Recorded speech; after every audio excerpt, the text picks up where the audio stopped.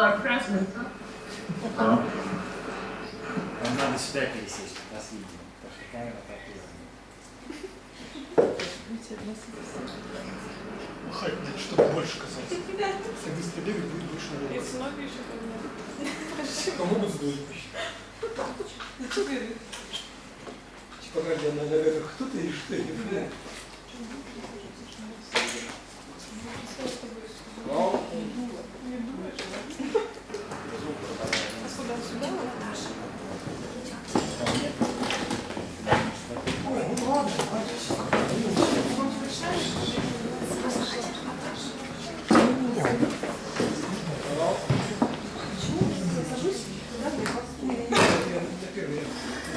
Да, нас слышно? Теперь слышно, да. Команду.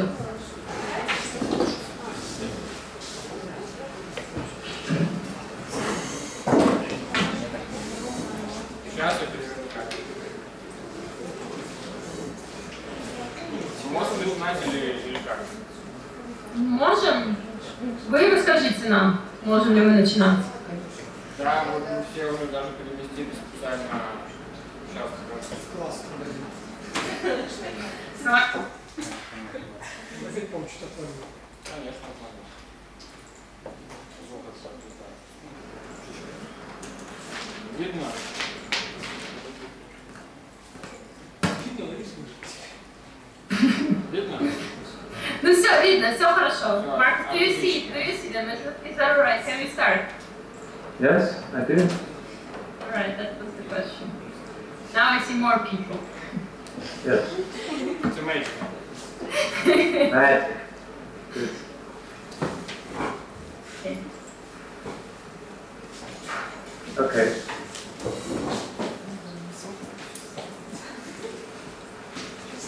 Can we? I think it's good if we will see the.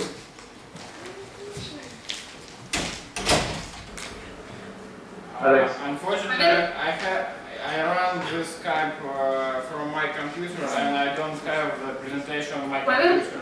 Just turn it to the screen. The camera to the screen. Camera to the screen. Okay. That we can see the camera. Там уже там студенты. Ничего не видно. Okay. Should be okay. No? Yes, sure, that's fine. Good. That's fine, you don't need to. Yeah. Вы можете синхронизировать, если на вашем компьютере тот же слайд, я просто могу рисовать. We will tell you when to move to the next. Good. Okay. You want to start, Yana? Should I start? You should. I should start. Hello, everybody. Wow. Thanks that you're here. We're today having the first of, in total, I think 6 lectures on basically all you need to know about planning. Very simple. And after those lectures, you can basically stop with your course, or because you're so enthusiastic, continue.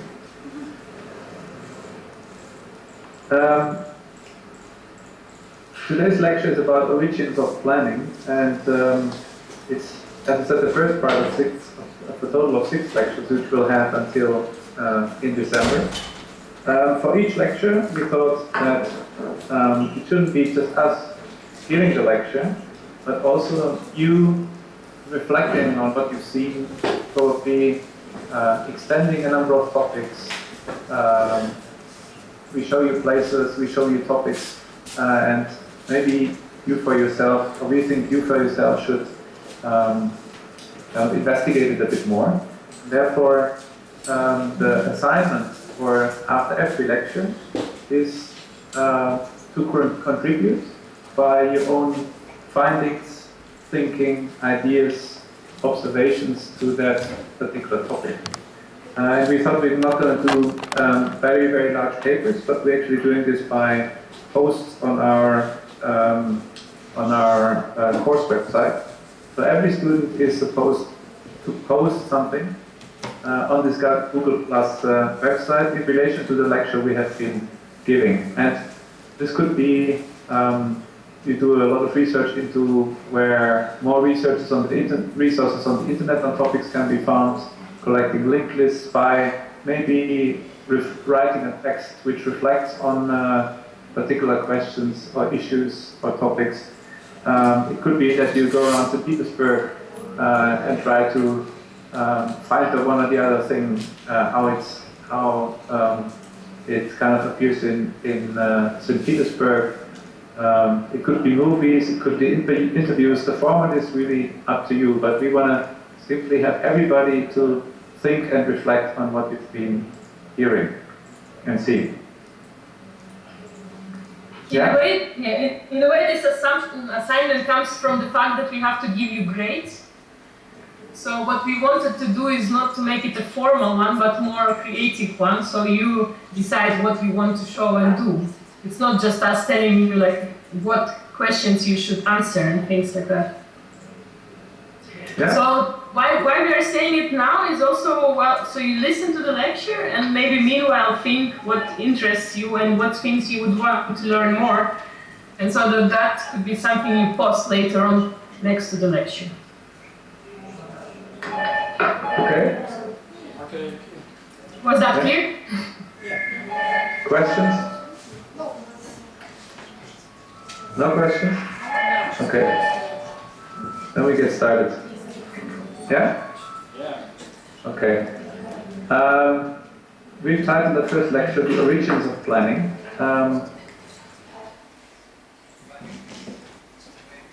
Mankind, so it didn't exist ever since nature or God or whoever kind of made this planet. But it goes really far back, and what we want to do is trace a bit where planning comes from and the different questions that actually had and have been addressed over the course of the development of the planning culture we're facing nowadays. Can you go to the next slide? Next. Yes. Oops. If you look at cities, cities are not just one thing. Cities are a lot of things at the same time. And all these different things, these different activities, economic, social, transport, buildings, etc., together, in a way, make cities. And but these different activities, spatial configurations, transport, things are organized in systems, in networks, in density patterns, in typologies, which have to be organized on the earth. And this is, in a way, what planning has to do. Next one.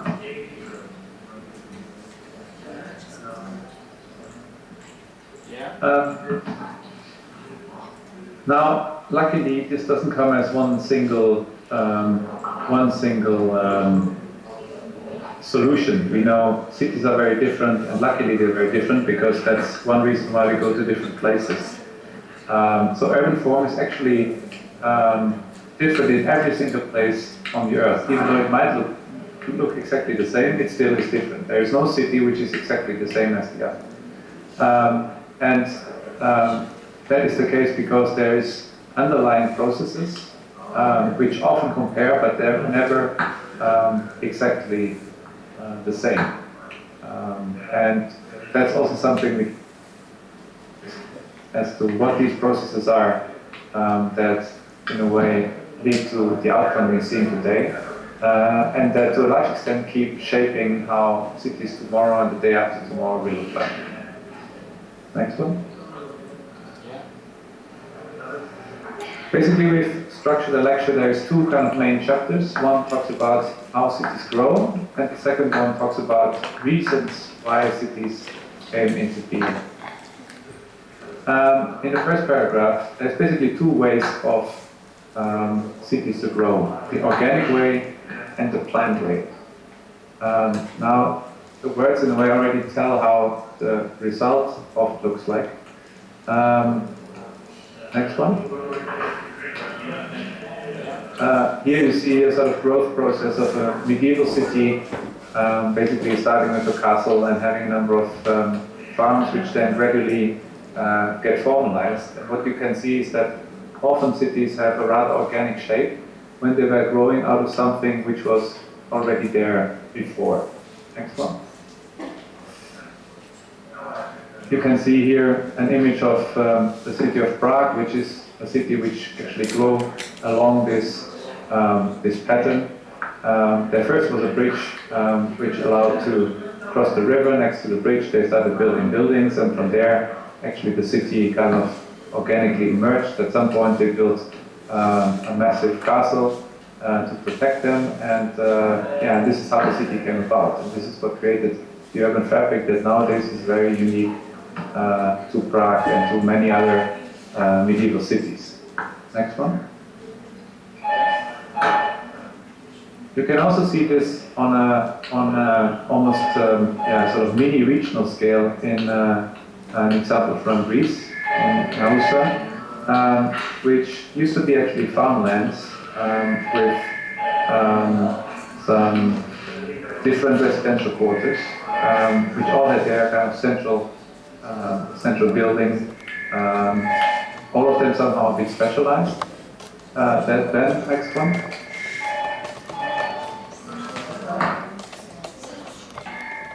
Is that the next one?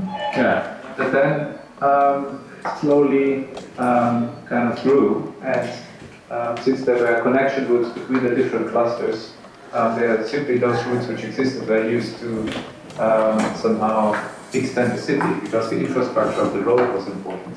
And then basically a sort of network of linear city emerged. Next one. That then further got densified to the result you can actually see here. Next one. This is the kind of the organic growth. There is also the total opposite, which in a way is the sort of planned growth and extension of the city. And the first city to show these characteristics, that the main characteristic is actually the grid, is Piraeus in now Greece, which was planned by Nicodemus in the 5th century before Christ. This is in a way the mother of all grid cities, of all planned urban settlements. Those actually usually appear mostly in conditions where there was almost nothing or really nothing before, as basically a tool to quickly organize space and to colonize space. Next one. You can see a similar thing for the city of Milet, also in a sort of now 30 degrees. Next one.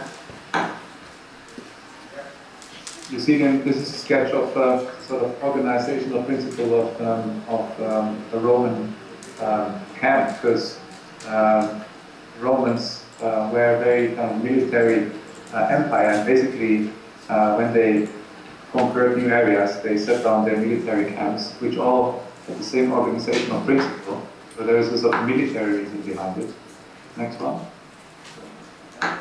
And then step by step, they got formalized. They started building the market, the amphitheater, the bath, the forum, and kind of gradually the camp was turned into a more permanent settlement. And basically all camps, in a way, next one. Here you see the camp, how it used to be with tents and a fence around it, made from wood. Next one.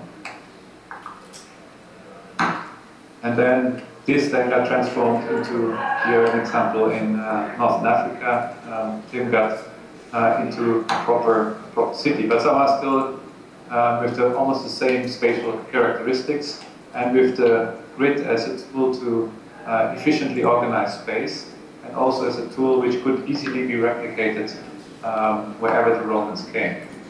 Next one. You can still see this, the ruins of such a camp. You can clearly see the grid, and of course the grid always got sometimes had to be a bit modified when topography required that. Next one. This is another example for a northern Italian city, Aosta, which has the same features. Here you see actually the old Roman grid. Next one. And how it looked like, basically. And this pattern repeats over and over again. Next one. So in a way, it is a sort of ideal, the ideal Roman city kind of emerged as almost like a toolbox which you could put together no matter where you came. Next one. Here you see the grid of Buenos Aires. So the grid, once the Greek established it, the Romans used it, became very popular. And all the conquerors of basically the whole of America used the grid as the main organizing principle for cities. Here, Buenos Aires. You go to the next one. You see also a grid city in San Francisco. Even going as far as totally ignoring the topography of the city and just drawing the grid across every single slope there is, which now makes the beauty of San Francisco. Next one. Is this the right one? What is the Great American Grids? Is that the one? Yes. Yeah. So if you look at all American cities, nowadays they all have the same kind of grid pattern, but the grid differs sometimes marginally, sometimes really strongly from one city to the other. And I think it's fair to say that the grid is probably the most successful system of organizing space in cities. Next one. Yana, do you want to say something about cities? Well, when talking about the new planning and the cities that were planned in Russia, we have to talk about St. Petersburg. Because basically it was the first new city that did not grow organically, but was planned. And I'm sure we'll talk much more about it, but the whole story of St. Petersburg is that when it started, it set up basically the trend of how cities should develop.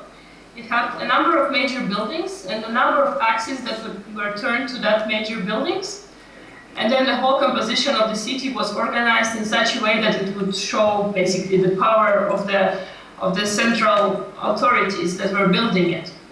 And then what's interesting is that it was also the manifest of something new in the country, like the manifest of progress. And also because a lot of foreign architects were invited, that was also seen as something interesting. And at the same time, well, maybe move to the next one. And you can also move to the next one. So basically it's the end of the 18th century, the time of Yekaterina the Great, that all around Russia the cities started to be built. And they started a lot of new cities planned. And that was basically the main principle in the planning of the cities. As you can see, there is a grid that was modified through a number of axes and a number of focused elements, the landmarks. And that's the plan for Voronezh, but all the other cities got similar master plans at the time. And if you move to the next one, the Yaroslavl, what's interesting is that even though the city was grown to a different form and was grown to some different rules and what Markus explained before, maybe a topography or maybe some central points that it had, it was seen as a matter of progress and as a matter of demonstrating centralized power that the city had to be planned.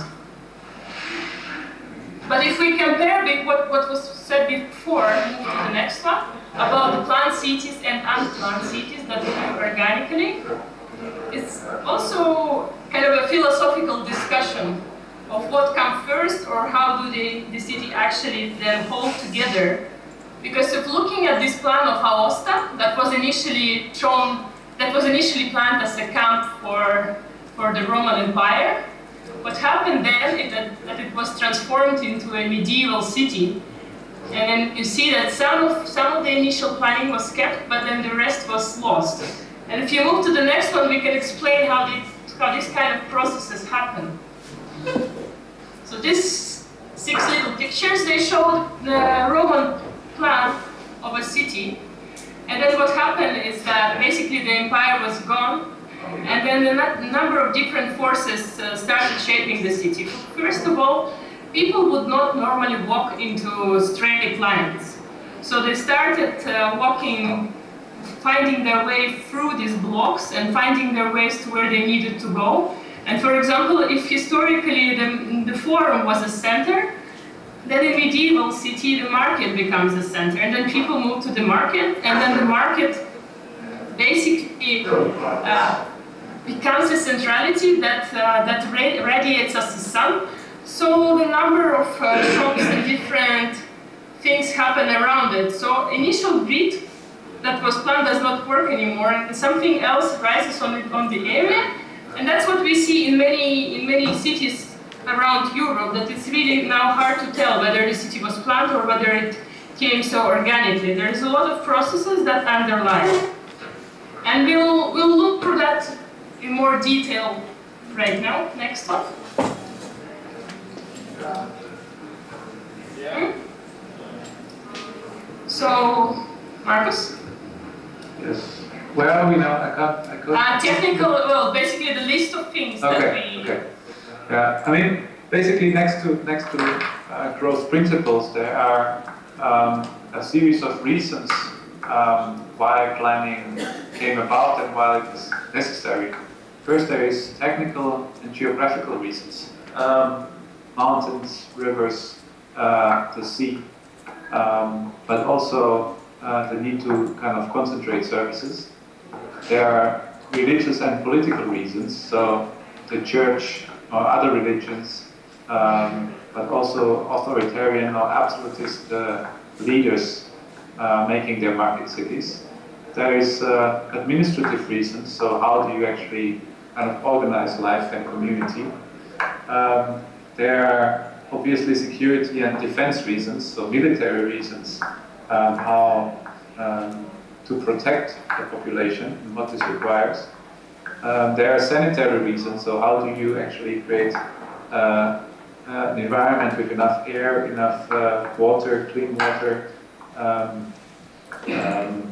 do you get rid of all the waste and all the diseases? And finally, there are also economic reasons for cities to emerge and to be planned. There's also examples we're going to show you in a minute. The interesting and the important point is that there is not a single city with only a single reason. There's always several reasons which actually play the role in establishing the city and organizing and managing its growth. Next one. To start with the technical and geographical reasons. Next one.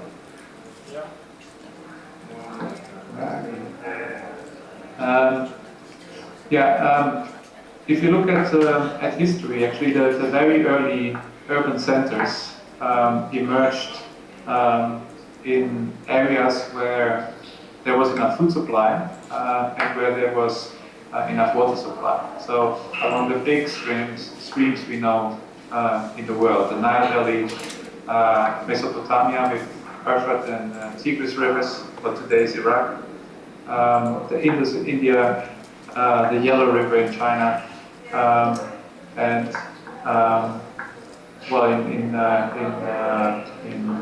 North and Middle America, there were also larger water bodies, not necessarily rivers. All of these areas were very fertile. They needed to be kept fertile to provide enough food supply for the population. And only the fact that that food supply was there actually allowed to develop cities. Because cities are actually areas where not everybody is responsible for providing food anymore. There is farmers which provide food, but they have to provide more food than they eat and then their families eat, but also have to provide food for others, whereas others then do things the farmers won't do. So this separation of tasks across the society necessarily required that there is a system of food production and distribution which produces more than those who produce it actually consume. Next one.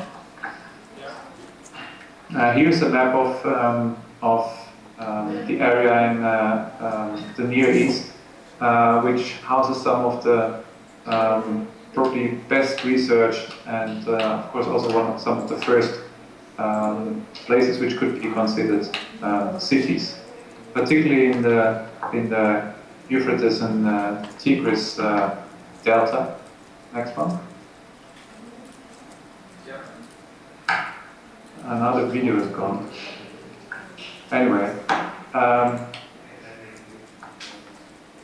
in these zones, they basically the kind of local population established very well developed and maintained and also refined irrigation systems, which allowed to actually create an agricultural production which produces more than the farmer himself would consume. So here is an example image which kind of illustrates this kind of irrigation system with little rivers, etc., etc. And because it was so fertile, it was possible to actually establish the first cities. Next one. Of course, there is also not only kind of technical reasons, but there is also geographical limitations. This is one of the first maps of Venice, and you can already see that the shape of the city is rather organical and is very much defined by the different rivers that are in the Laguna of Venice and kind of flow around these islands. Next one.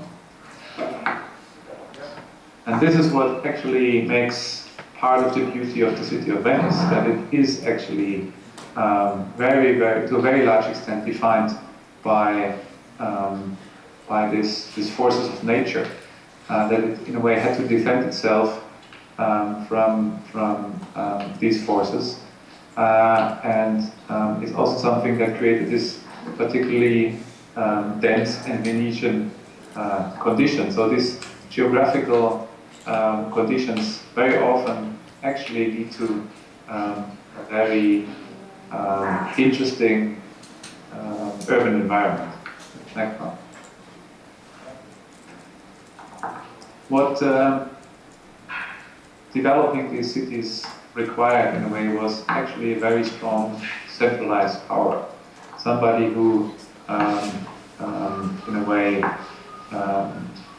kind of organized the system of agricultural production, and this is also the time when sort of new class emerged. So there was the leader, the pharaoh, the king, whatever his name was. But under those, this was in these first empires, they had a very well developed public administration in different layers, which allowed them to also organize, rule and control larger chunks of land, because before it was very limited to their own direct reach. Next one. Yana, do you want to? Yana? Yeah, well, talking about the cities that appeared in the river valleys, first of all, as Markus mentioned, there was a need for this strong centralized power to move them and to make them happen. But on the other hand, there was also a need to control them over some spiritual kind of forces. So at the time, for example, looking at Egypt, when we have very, very strong gods, and the people believing in that strong gods, and also the pharaoh, the king, basically, being as the son of the god on earth. And if you move to the next one, and maybe also to the next one, the Memphis, the biggest city in Egypt that appeared at the time, was not actually the city in itself.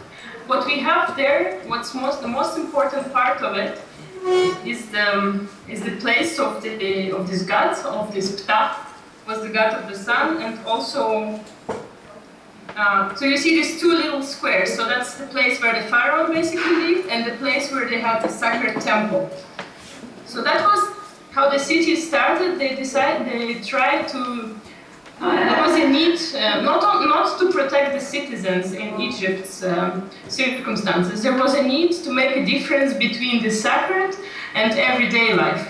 And that's why they erected these walls around the cities and made these differentiations between those that belong to the city and those that are now located near the sacred spirit, and those that are outside and are regular villages. And for that, the people wanted to move to the cities, and they were under the protection of the gods, let's say. They were, for being there, they were ready to build all the pyramids and all that stuff. So moving to, so basically that's one of the origins of the cities, and why they appeared was the need to unite. How do you say?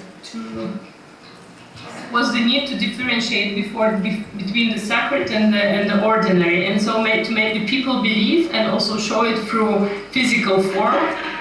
That something that unites them is physical and can be a pharaoh, and and also the figures that they produced and all the things that they built in cities was much bigger and in scale to promote the power of the pharaoh. And I don't know on which page you are now.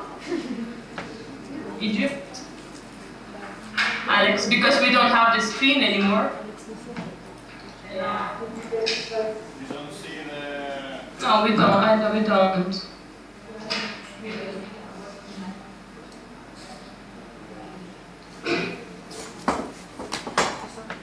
No.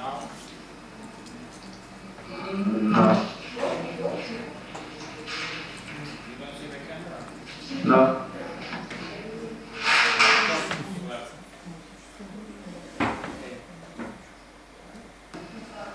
Well, anyway, if you jump, it's too wide. Right side? Go a couple of pages down to Egypt or Babylon.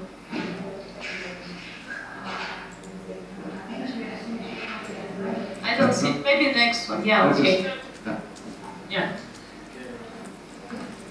So basically, the first cities, when they appeared, they symbolized the power of God on earth. And that was also something that gave them the power over the other land. And so the first walls that appeared in cities were not for protection, but more for isolating the ones who belong to the sacred and those that don't. Are we still in touch? No. 43. Okay, well, 40. Okay, that's the map of the city of Babylon, the city that developed in Mesopotamia and was one of the biggest. Well, actually, was the biggest city in Mesopotamia and very famous for the Tower of Babylon. What you see is a number of holy places in the city. The highest tower is the temple. And there next to it is the palace of the king.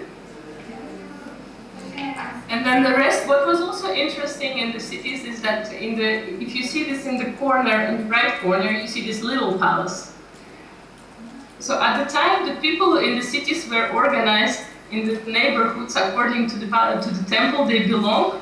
So they were not free citizens or anything like that. They belonged to the temple and they were supposed to work for the temple. So the temple demonstrated this strong power and controlled all the trade, all the policies and everything that happened in the cities. The same, next one, well, the same things happened around the globe actually, not just in Mesopotamia, but also in current Mexico, which was the place where Mayas lived. We can go through, but basically what we see here is the examples of these temples that appeared in the earlier cities and that showed the power of the ruler over the whole entire country and the whole population. Next one? No, just go to another next one. Do you want to talk about that, Marcus? Yes. And cities as, in a way, demonstration of religious and, religious power, actually existed throughout the whole of history in various forms, especially in the medieval and late medieval Baroque times. That became quite a big topic, and especially the Catholic Church was very kind of active,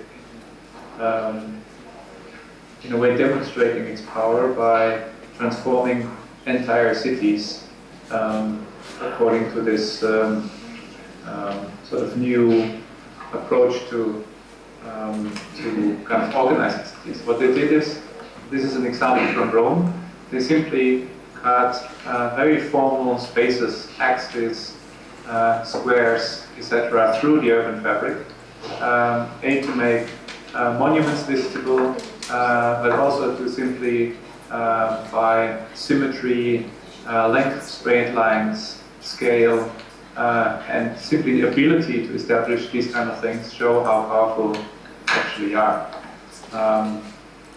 Next one. Here you can see how this kind of expressed itself in the urban fabric. I think this is Piazza del Popolo in Rome, where they put an obelisk in the middle of a square, which in a way terminates the axis, which actually started emerging there as an urban planning tool, with symmetry. And with simply, for the first time, very long sidelines, which these organically grown cities actually never had. And you have to imagine what kind of enormously intimidating scenery such an invention or intervention in the city was, and what that meant to the reputation of those who actually made it happen. Next one.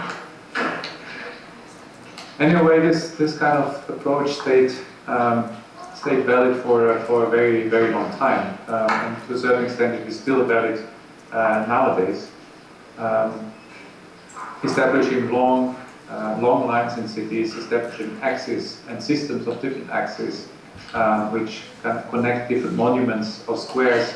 You have that in Rome, you have that in Paris with the big axis going from the Louvre all the way to the Arc de Triomphe and further nowadays into La Défense.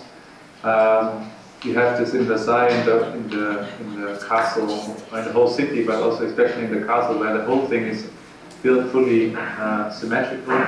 But you can also still see it in cities where particularly authoritarian leaders try to kind of make a mark. If you go to Astana, you still find a similar kind of principle as you can find it in Paris, and in Beijing you also find a city which is based on two very monumental axes, which the government even nowadays still uses to demonstrate its power.